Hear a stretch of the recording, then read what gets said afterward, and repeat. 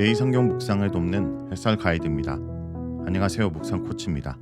함께 읽고 나눌 말씀은 예레미야 15장 10절에서 20절까지 말씀입니다. 여호와의 진노를 선포하는 예레미야에게 늘어나는 것은 대적뿐입니다. 점점 악화되어가는 주변 상황에 예레미야는 지치고 좌절합니다.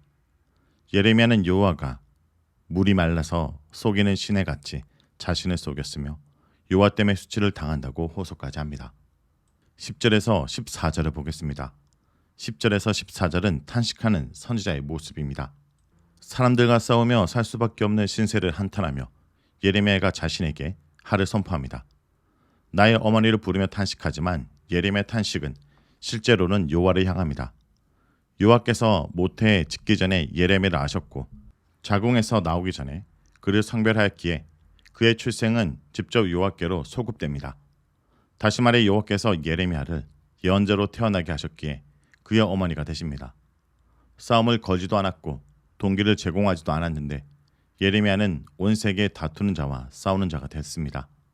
시비꾼이나 싸움꾼으로 낙인 찍힌 예레미야는 마치 빌린 돈을 떼어 먹는 파렴치한 채무자나 빚을 독촉하는 악한 채권자 취급을 받았습니다. 예레미야가 선포하는 심판의 메시지가 그를 공공의 적으로 만들었던 것입니다.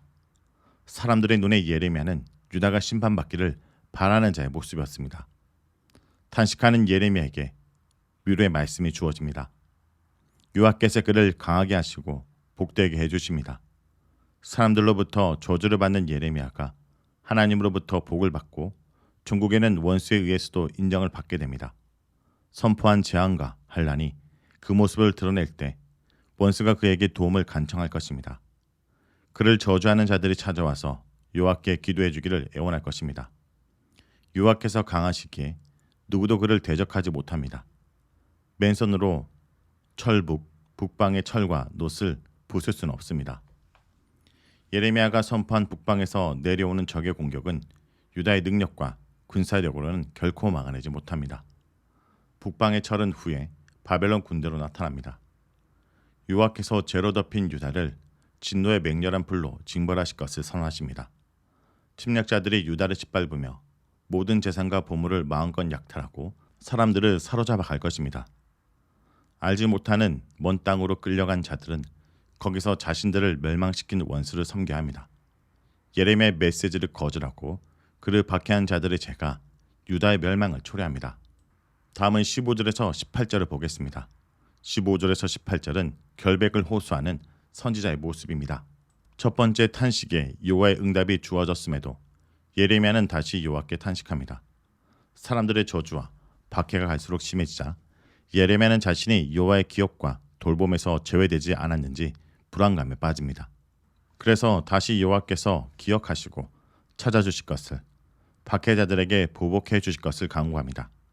그는 박해를 당하는 자신이 하나님 편에 속함을, 곧 자신이 선포한 심판 메시지가 그분께로부터 온 말씀임을 확증해달라고 기도합니다. 주의 오래 참으심은 박해당하는 자의 편에서 보면 고난의 연장을 의미하기에 멸망하기 전에 빨리 개입해 주실 것을 기대합니다. 여기서 주를 위하여는 주 때문에로 번역하는 것이 좋아 보입니다. 여호와 일을 하다가 박해와 수치를 당하는 것이기에 그분은 책임지고 구해 주셔야 합니다. 예레미야가 자신이 겪는 수치를 여호와의 책임으로 돌렸을 때는 이유가 없지 않았습니다. 먼저 그는 여호와의 특별한 사적 관계를 주장합니다. 주의 이름으로 일컬음을 받는 소유의 관계를 보여주는 법적 용어로 주로 성전이나 예루살렘이나 이스라엘에게 적용되고 여기에서만 개인과 관련해 사용됩니다. 예레미야의 박해는 여호와의 소유권을 무시하는 폭력과 다르지 않으므로 그분께서 책임을 지셔야 합니다. 다음으로 예레미야는 자신의 철저한 순종을 주장합니다. 여호와로부터 말씀이 계시되면 주저하지 않고 그대로 받아 먹었습니다. 주의 말씀은 내게 기쁨과 내 마음의 즐거움이 오나 라는 것은 신실함과 복종을 보여주는 표현입니다. 청중이 신하는 심판의 말씀이 주어지지만 이를 받아 그대로 전달했고 그 결과 수모를 당하는 것을 알아주셔야 합니다. 예레미야는 자신이 주 때문에 겪는 고난을 구체적으로 언급합니다. 심판의 말씀을 선포했기에 사회적으로 고립된 채 살아야 했습니다. 기뻐하는 자의 모임은 아마도 아는 사람들끼리 모여 친교를 나누는 일상적인 모임을 가리키는 것 같습니다. 여호와의 말씀에서 기쁨과 즐거움을 찾는 예레미야는 사회적 기쁨과 즐거움을 포기해야 했습니다. 그를 가득 채운 여호와의 분노 때문에 그분의 손에 사로잡혀 혼자가 되어야 했습니다. 분노를 담은 그분의 말씀을 받아 먹었기에 예레미야는 그분의 분노로 가득 채워졌고 분노의 메시지를 선포했기에 사회적으로 고립된 채 박해와 수치를 당했습니다. 예레미야의 고통은 계속되고 상처는 깊어만 갔습니다. 그럼에도 불구하고 돌봄을 받지 못하는 현실에 예레미야는 깊은 절망감에 빠지며 여호와께 강한 불만을 터뜨립니다. 신뢰도 깊었기에 실망도 컸습니다. 여호와께서 내가 너와 함께하여 너를 구원하리라는 약속을 잊어버리신 걸까요? 예레미야는 여호와를 물이 말라서 속이는 시내에 비교하며 아주 신랄하게 비난합니다. 한마디로 자신이 여호와께 사기를 당했다고 격렬하게 항의합니다. 속이는 시내는 우게만 흐르는 시내를, 물이 말라서는 고여서 변질된 물을 가리킵니다. 예레미야는 하나님 약속을 생수의 근원이 아니라 물이 흐른 흔적만 있는 시내와 도무지 마실 수 없는 오염물처럼 느낍니다. 다음은 19절에서 21절을 보겠습니다.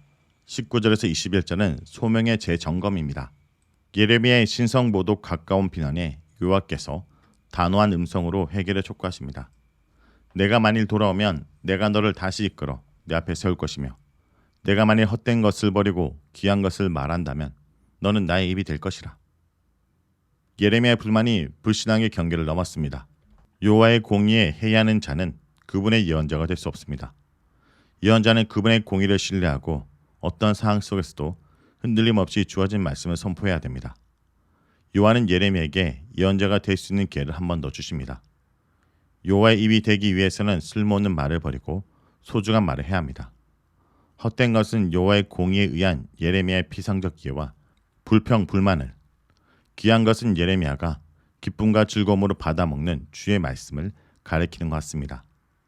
그들은 내게로 돌아오려니와 너는 그들에게 돌아가지 말지니라는 박해하는 자들과 타협하지 말라는 일반적 가르침인 것 같습니다. 예언자를 단호하게 책망하시던 여호와께서 다른 한편으로는 그의 탄식에 긍정적으로 응답하십니다. 견고한 놋 성벽으로 만들어 백성이 싸움을 걸어도 이기지 못하게 해주시고 그와 함께 하시어 악한 손과 무서운 자의 손에서 구해주십니다. 악한 자는 공동체의 지향을 초래하는 자를, 무서운 자는 폭력을 주저하지 않는 강포한 자를 가리킵니다. 놋 성벽은 1차적으로는 난공불락을 상징하지만 다른 한편으로는 예레미야의 앞길이 지금보다 더 험난할 것을 시사해주기도 합니다. 금속으로 성벽을 만들어야 할 정도로 대적의 공격은 매섭고 치열하고 지배할 것입니다. 그들은 예레미야를 넘어뜨리기 위해 수단과 방법을 가리지 않을 것입니다. 악한 세력들이 더욱 기승을 부리며 공격하겠지만 여호와께서는 예레미야를 이들의 손에 넘겨주지 않으시고 끝까지 지켜주십니다. 예레미야가 예언자의 사명을 완수할 수 있도록 끝까지 그를 보호해 주십니다. 자, 여기까지가 예레미야 15장 10절에서 21절까지 말씀입니다. 오늘 말씀을 통해 우리는 무엇을 묵상하고 적용해야 할까요? 핍박과 질책이 돌아온다 해도 하나님 말씀을 온전히 전하는 자가 되어야 합니다. 하나님은 말씀의 순종이 핍박과 순종으로 돌아온다 해도 선지자는 백성이 하는 말을 듣기 전에 소망에 충실해야 한다고 하십니다. 한심을 사려고 사람들이 듣고 싶어하는 거짓 메시지를 전해서는 안 됩니다. 선지자가 감내해야 할 고난은 아직 끝나지 않았습니다. 그의 예상보다 유다는 훨씬 더 완악했기 때문입니다. 하지만 선지자와 함께하여 놋선벽이 되게 하시고 구하여 건지시겠다는 약속도 반드시 지킬 것이니 주저앉아서는 안 됩니다. 하나님이 허락하신 것 이상으로 염려하고 두려워하는 것은 불신입니다. 성도 여러분, 우리도 이 땅 가운데 하나님이 보내신 선지자입니다. 주의 말씀을 온전히 전하는 것이 세상이 거부하는 메시지일지라도 세상의 거부보다 하나님의 거부가 더 무서운 것임을 깨닫고 주님 편에 서서 온전히 주의 말씀을 전하는 선지자로 살아가길 간절히 기도드립니다.